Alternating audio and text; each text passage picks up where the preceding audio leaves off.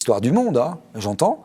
L'histoire l'histoire du monde racontée par l'Afrique ou par la Russie, ça ne sera pas la même. Le conflit russo-ukrainien vu par la Russie ou par l'Ukraine, ça ne sera pas la même version. Et ça s'applique un petit peu partout. Donc voilà, ça c'est la première chose. La deuxième, c'est qu'on a une histoire qui est très tardive. Parce qu'avant, c'est la proto-histoire. On considère que quand on n'était pas sédentarisé et qu'on n'avait pas de langage écrit, je grossis le trait, hein, il n'y avait pas d'histoire, grosso modo. Donc c'est pour ça aussi, par exemple, pour les Celtes, on pensait que comme ils n'avaient pas de langage écrit, c'est comme si le langage écrit était une condition sine qua non à une certaine forme d'intelligence, de réflexion, etc. De civilisation. De civilisation. Alors que non, qu'il y a des peuples qui se sont répétés de manière orale pendant des millénaires les mêmes choses et qui préféraient la tradition orale, qui était extrêmement importante parce qu'ils avaient peur que les écrits soient dévoyés. Ils avaient peur que les écrits tombent dans de mauvaises mains. Ils avaient peur que ce soit mal interprété, et donc ils préféraient une tradition orale qui ne pouvait en fait s'interpréter que d'initié à initié. Mais c'est exactement la même chose aujourd'hui. Tu vois, les gens qui savent faire une arme nucléaire, je ne sais pas combien on a dans le monde, mais on ne publie pas ça dans le journal avec la recette comment faire une bombe nucléaire. Donc c'est des secrets qui se transmettent d'initié à initié. Aujourd'hui, il y a les secrets industriels aussi. La recette du Coca-Cola, elle est donnée à personne. Donc voilà, c'est secret. Et peut-être qu'il y a des gens qui sont initiés à cette recette, c'est secret. Donc ça a toujours été des fonctionnements partout. Donc l'histoire ne peut pas être au courant de tout. Les compagnons sont des taiseux, des gens qui parlent très peu, et à la différence de gens comme moi. Et les compagnons, en fait, se transmettent des choses depuis des siècles et des millénaires. Mais c'était des secrets de fabrication. Les compagnons, les tailleurs de pierre, on dit aussi ah mais attention, les tailleurs de pierre ne donnaient pas leurs secrets et ne donnaient pas leurs recettes parce que ça leur permettait d'exercer un contre-pouvoir avec la royauté.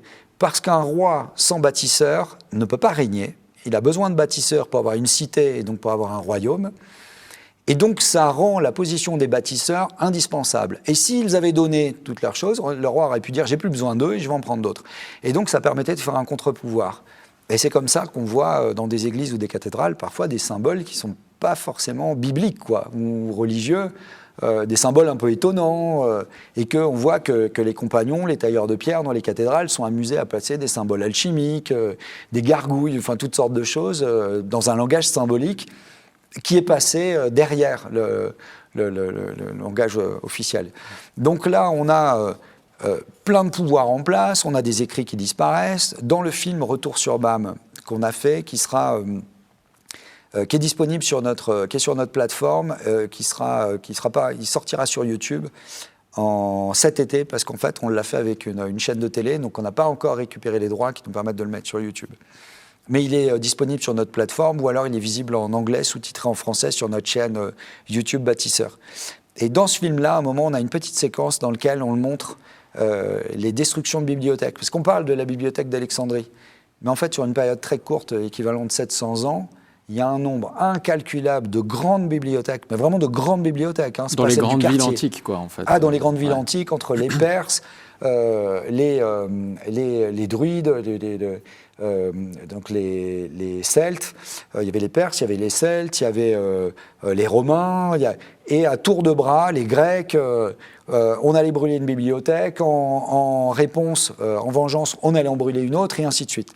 Donc simplement, ça c'est sur une toute petite période de temps, on voit le nombre d'écrits qui ont été perdus. Et à cette époque-là, ce n'était pas n'importe qui prenait la plume pour raconter sa vie. Quand on faisait un ouvrage, c'est un ouvrage en général d'un érudit dans son domaine. Et donc on a tous ces écrits qui ont disparu. Et après, très simplement, on regarde la construction de la Grande Pyramide. Il y aurait 4500 ans à peu près. 4500 ans, c'est hier. Homo sapiens, 230 000 ans d'histoire. Voilà. Nous, on existe depuis 230 000 ans. 4500 ans, donc c'est hier. Le plus gros chantier de l'histoire de l'Antiquité. Alors, justement... on n'a rien. Aucun écrit, aucune chronique, rien du tout qui nous décrit la construction de ce chantier, ce qui est rigoureusement impossible. On ne peut pas se lancer dans un chantier comme celui-là sans avoir de... Ici, il y a des questions sur la pyramide, on reviendra après. Mais on ne peut pas se lancer sur un chantier comme celui-là sans des plans préalables, sans toute la logistique, parce qu'après, il faut faire travailler les ouvriers pour savoir qui met quoi, telle pierre va à tel endroit. Il n'y a aucun bloc qui possède la même forme que les autres. Les assises n'ont pas la même hauteur, ce n'est pas la même profondeur. Donc les blocs ont des positions uniques. Déjà ça, en termes de logistique, tiens, cette roche, tu vas la mettre à la 50e assise là-haut, à tel endroit. Il y a un système de traçage et tout. Il y a une logistique qui est énorme. On ne peut pas supposer que les types vont monter des blocs et vont les tailler sur place. Et donc ça, il y a 4500 ans, l'histoire a oublié. Elle a perdu le souvenir de comment cette pyramide a été construite. Mais qu'est-ce qu'elle a perdu d'autre? Elle avait oublié le mécanisme denticitaire aussi. Elle disait que ce mécanisme-là n'existait pas, alors que pourtant des auteurs en parlaient dans des livres. Non, c'est pas possible. C'est parce que sinon on l'aurait retrouvé. Heureusement, on en a retrouvé un sous la mer, et on s'est rendu compte que non seulement ça existait, mais que c'était très au-delà de ce qu'on imaginait, et ça remet en question l'histoire à ce moment-là.